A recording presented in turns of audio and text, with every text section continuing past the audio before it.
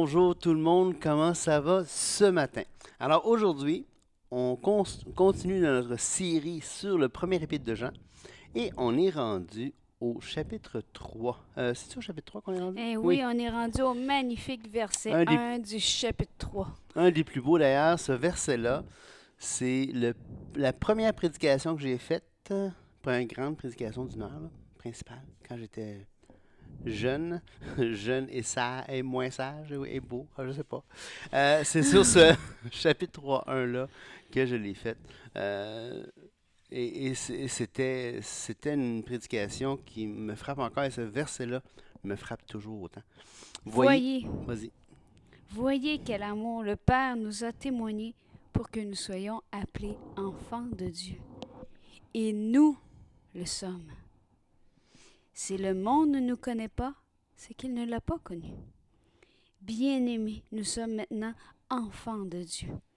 Et ce que nous serons n'a pas encore été manifesté, mais nous savons que lorsqu'il paraîtra, nous serons semblables à lui, parce que nous le verrons tel qu'il est. Quiconque a cette espérance en lui se purifie, comme lui-même est pur. C'est fantastique, hein? Avez-vous vu, hier, on parlait du fait qu'on était placé en Christ, qu'on était recréé, qu'on avait cette nouvelle identité.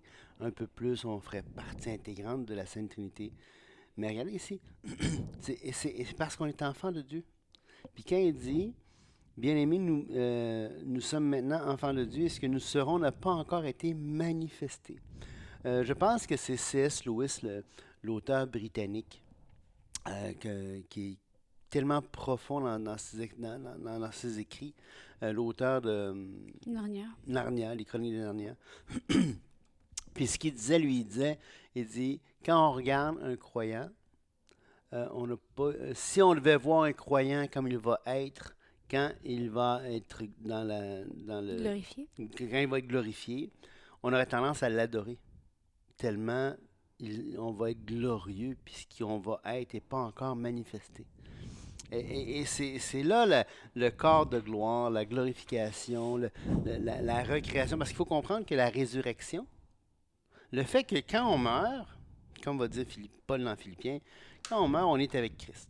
Hein? Mourir m'est un gain parce que, Paul va dire, parce que je suis avec Christ. Fait que lui, il était déchiré entre être avec Christ à sa mort ou rester euh, pour le ministère.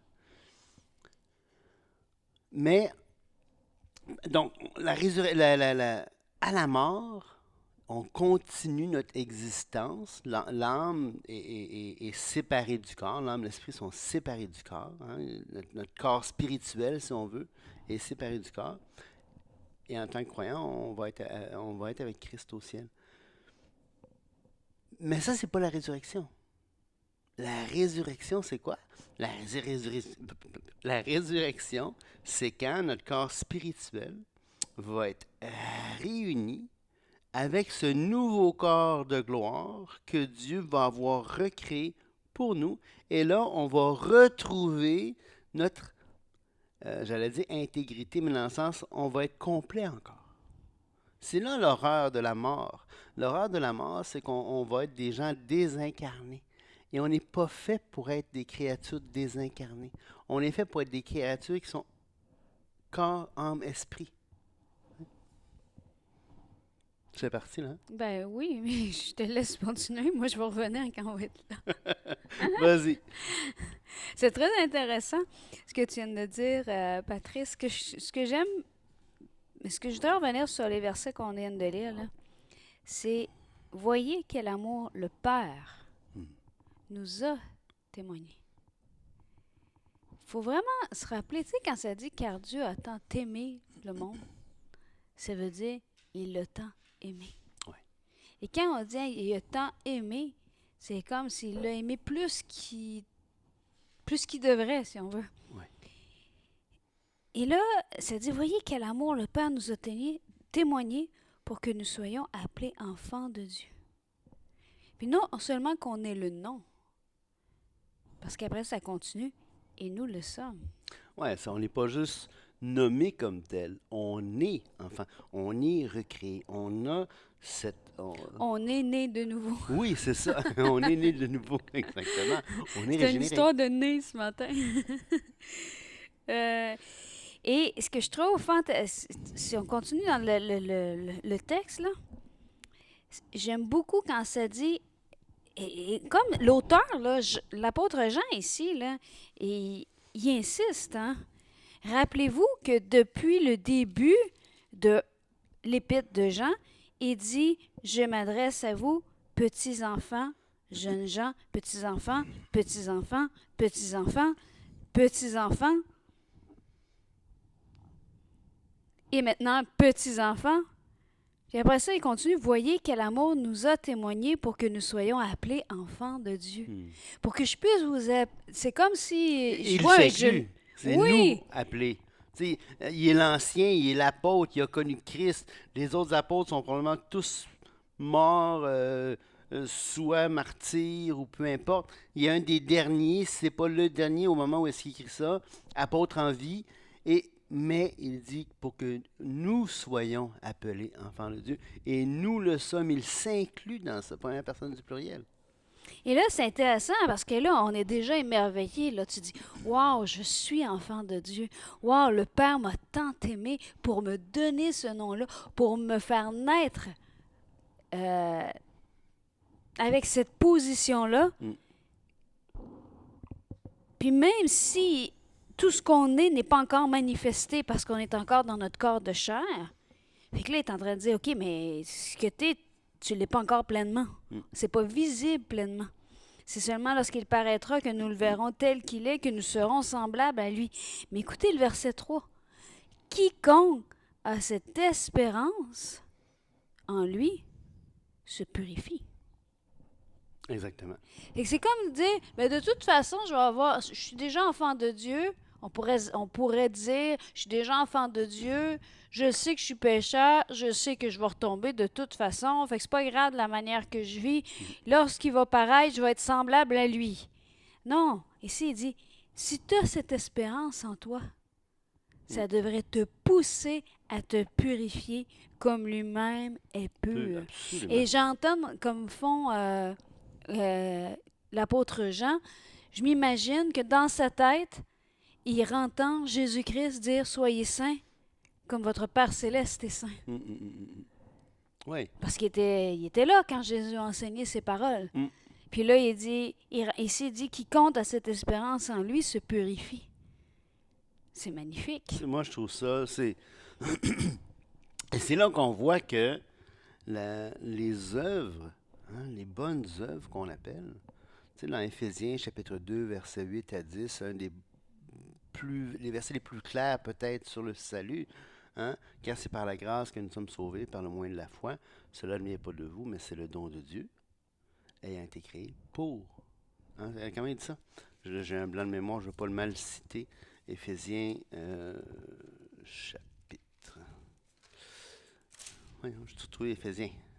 Prends ton temps, respire. Bon. Oui. Car c'est par la grâce que vous êtes sauvés par le moyen de la foi, cela ne vient pas de vous, c'est le don de Dieu, ce n'est point par les œuvres afin que personne ne se glorifie. Car nous sommes son ouvrage, ayant été créés en Jésus-Christ, pour de bonnes œuvres que Dieu a préparées d'avance afin que nous les pratiquions. Alors ici, ce qui est fantastique, c'est que l'œuvre, les bonnes œuvres, comme on voit ici, comme l'apôtre Paul dit clairement, ne contribuent pas au salut. Elles ne sont pas là pour faire en sorte que je sois sauvé. Ça ne vient pas de nous. La foi est cette condition pour le salut. Lorsque la condition, elle est rencontrée, la promesse ou la description qu'on va faire Dieu de la situation, c'est qu'on est créé de nouveau en Jésus-Christ pour de bonnes œuvres. Donc, les bonnes œuvres vont nécessairement suivre. Et donc, on va se purifier, mais c'est coopératif. C'est en le sens que Dieu ne le fait pas à notre place, ça, cette sanctification-là, après la justification initiale. On doit coopérer avec Dieu, on doit coopérer avec le Saint-Esprit. On doit, comme dit Jean ici, se purifier comme lui-même est pur à cause de cette espérance parce qu'on ne veut pas avoir honte à son événement. Puis on se rappelle, celui qui a commencé cette œuvre en nous va la rendre parfaite. Pourquoi? C'est sûr et certain qu'il va la rendre parfaite. Parce que un jour, on va paraître face à Ouais. lui, puis on va être semblable à lui. Mais comme tu dis, tu as rappelé très bien le verset 28 de 1 Jean 2. Et maintenant, petits enfants, demeurez en lui, afin que lorsqu'il paraîtra, nous ayons de l'assurance qu'à son avènement, nous n'ayons pas la honte d'être éloignés de lui. Et c'est intéressant, hein, il commence au vous, demeurez en lui, afin que lorsqu'il paraîtra, nous n'aurons pas la honte. Oui, c'est ça. Parce que pour les gens qui investissent dans d'autres, ben, quand la personne décide de marcher tout croche, puis si elle se présente devant Dieu parce que son heure est venue, ben ça va amener aussi une honte. Oui, c'est ça. C'est comme si c'était inclus dans la honte Oui, de la pas de marche des gens. oui, parce qu'on est dans une perspective du monde, une conscience du monde qui est communautaire, contrairement à aujourd'hui qu'on est très, très individualiste comme réalité, comme société. Ben, fais ce que tu veux, moi, ça ne me regarde pas, de toute façon. Tant que c'est derrière les portes closes, je m'en fous. Mais en réalité, on a un seul corps. Exactement. Donc, ça a des répercussions sur tout le corps. Oui, et ça nous fait honte à toute la gang. Paul, il dit, il va dire aux Corinthiens, j'espère que vous allez être prêts à donner, comme vous avez dit, pour pas que ça soit à ma confusion. Pour pas que, moi j'avais dit ça, puis ils ne l'ont pas fait. Tu sais. Donc, il y a on est liés les Cette uns avec les autres. corporation. C'est une corporation, c'est ensemble qu'on vit ça. Tu sais. Et dans la prochaine section qu'on va voir, c'est vraiment intéressant parce qu'on va parler du péché et de la justice. Et je pense que c'est quand même un bon morceau, donc ce serait peut-être ambitieux de le commencer Ouais. et de le finir dans 3 minutes. Oui, absolument. Donc, Non, mais moi, je pense qu'on a bien. Je voudrais juste rappeler le verset 28, là. Relire la version d'Arby parce que dans la version seconde, ça dit. Euh, et maintenant, ça dit qu'on aura la honte d'être éloigné de lui. C'est pas ce que le texte grec dit. Le texte grec a plus tendance à dire la honte devant lui. Darby va dire. Darby est toujours plus littéral, hein? Puis c'est un bon point de référence. Il y a beaucoup de Bibles plus littérales. Moi, j'aime bien ça parce que plus une Bible est littérale, moins l'auteur a tendance. Parce que chaque traduction implique une interprétation. Veux pas. Quand quand tu traduis quelque chose, tu en fais une interprétation. D'ailleurs, on va parler d'interprète. Hein? Quelqu'un qui traduit un autre, on va parler, il va m'interpréter, il va me traduire. Tu sais. Peut-être moi aujourd'hui, mais à l'époque, déjà. on dit ça encore. On dit ça encore? OK. Alors, chaque traduction implique une interprétation. Et moi, plus une Bible, et c'est évidemment les Bibles les plus littérales, c'est les interlinéaires. Là, tu comprends plus pas grand-chose parce que tu as perdu le français, parce que les mots sont littéralement sous les mots grecs, puis là, tu perds plein de choses. Mais, donc, chaque tradition implique une interprétation. Darby est plus littéral, et Darby va dire ceci. Et maintenant, enfant, demeurez en lui afin que, quand il sera manifesté, nous ayons de l'assurance et que nous ne soyons pas couverts de honte de par lui à sa venue. Donc, on ne soit pas honteux devant lui. Parce qu'oubliez pas, il va venir, au verset 2, 3.2, bien-aimés, nous sommes maintenant enfants de Dieu, ce que nous serons n'a pas encore été manifesté. À son avènement, tu sais, quand il dit, quand il sera manifesté, verset 22, 28, ici, ce que nous serons n'a pas été encore manifesté, la même idée qui se répète, mais nous savons que lorsqu'il paraîtra, alors, quand il sera manifesté. quand il sera manifesté, nous serons semblables à lui parce que nous le verrons tel qu'il est. C'est le verset 28 que tu es en train de... Oui, verset 28 puis verset 2, de Ok. 3.2 que je fais le parallèle. Parce que justement, on voit le parallèle, on ne veut pas avoir honte parce qu'il va y avoir tellement une grande dissonance entre ce que je suis dans le concret puis lui. Et je trouve aussi, si tu me permets, je voudrais revenir avec le Oui, début qui disait, voyez quel amour. Ça me fait penser à 1 Corinthiens 13.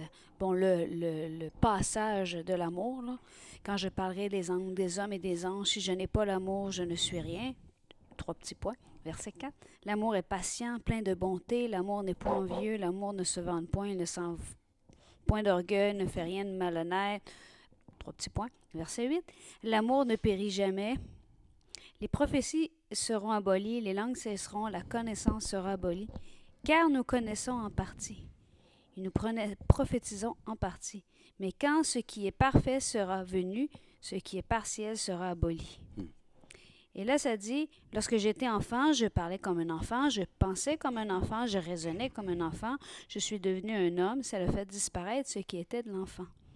Aujourd'hui, nous voyons au moyen d'un miroir d'une manière obscure. Mais alors, nous verrons face à face. Aujourd'hui, je connais en partie, mais alors je connaîtrai comme j'ai été connu. Maintenant, ces 3 choses demeurent, la foi, l'espérance, l'amour. La plus grande de ces choses, c'est l'amour. Et je vois dans ce passage-là quand même un beau lien, parce que voyez de quel amour on a commencé avec l'idée de l'amour au verset 3.